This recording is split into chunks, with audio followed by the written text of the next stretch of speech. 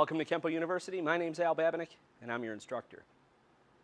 The general rule or saying that we have is never pass up a body joint without checking. So, and Mr. Planis gets on me because I added the body in there, because every time I try to teach and I never pass up a joint, everybody giggles. So I added the body joint, that way it keeps the giggling out of everything.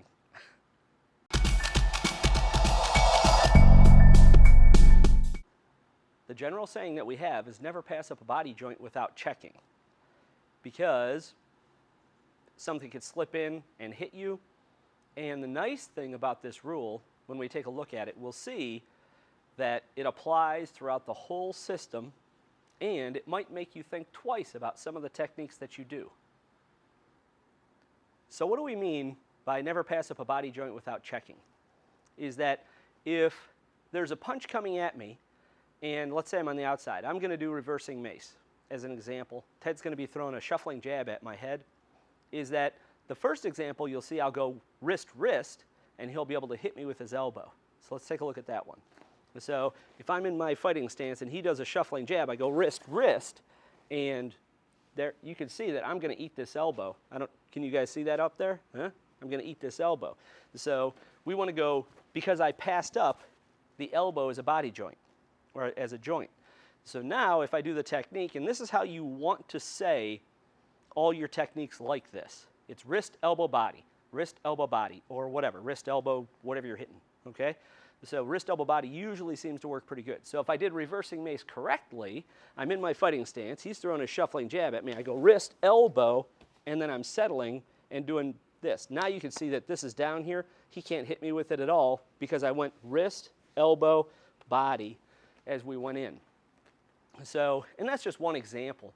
If I did destructive fans, okay?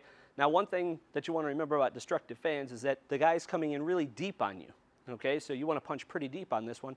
I'm going to do the opposite side, just so you can see it easier. Thank you, long 5, right? Because it makes us do it both sides. So from here, as he does a step through punch and he's going deep on me, it's going to be good. Wrist, elbow, body as I come through, and then again I got this arm. If I would have passed this up, I'd be eating this elbow the whole day. So I wanted to go wrist, elbow, body as you go into your technique. Again, so that was wrist, elbow, low body. That was the same thing we just did in reversing mace.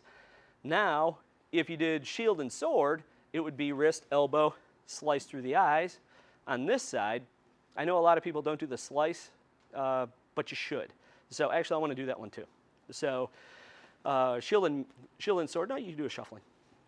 You can do a shuffling left. So it's going to be wrist, elbow, eyes as you go through. So I'm going to slice through his eyes because it chambers his hand, brings his hands up to his head. And again, I went wrist, elbow before I went to the body.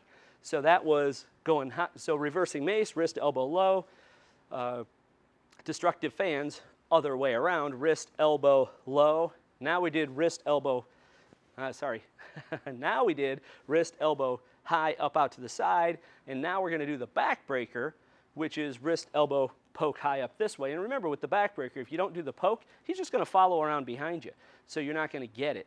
So if I was standing here and he's coming in from the side, it's wrist, elbow, right to the eyes. And then I can get my angle right behind him. So we do it all kinds of different ways. We do it high, we do it low, all right? And then when we're doing kicks, it's ankle knee or ankle calf muscle close enough to the joint, and then body. So let's take a look at thrusting salute, where it's going to be ankle and then pretty much like the calf muscle, but towards the knee. So I'm going to check out the knee on this. So if I'm standing here, go ahead, I'm going to go, I'm back over here. Then as I come through, it's the body, and I can keep going with that. So, but you see it's going to be ankle, calf muscle, or towards the knee. And the harder he comes in, the higher up the leg I go, right? And then you're hitting the body.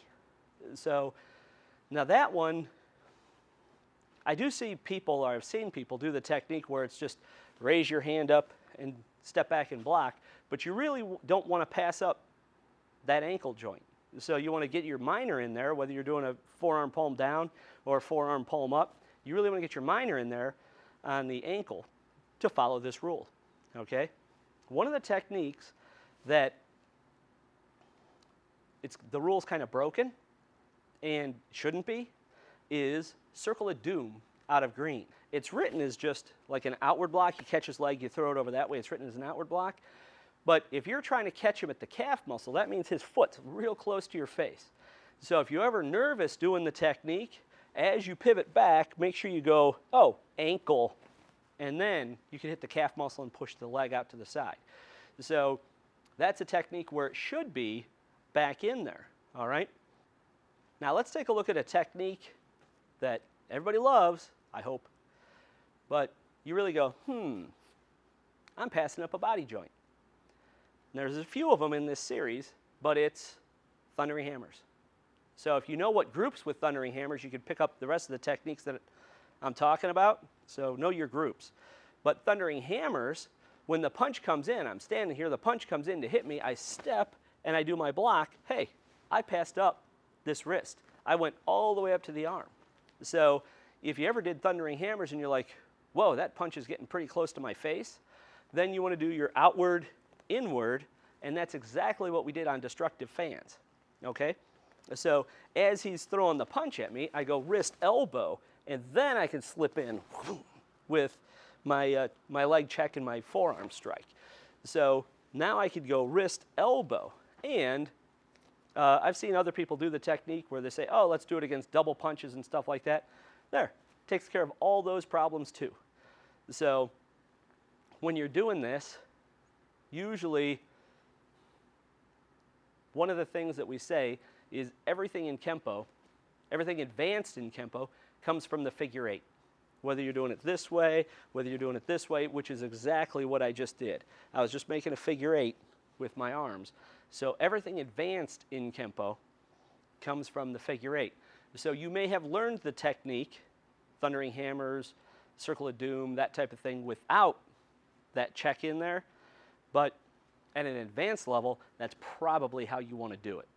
All right? But play with it, check it out, see what you think. Thank you for watching this video production from Kenpo University.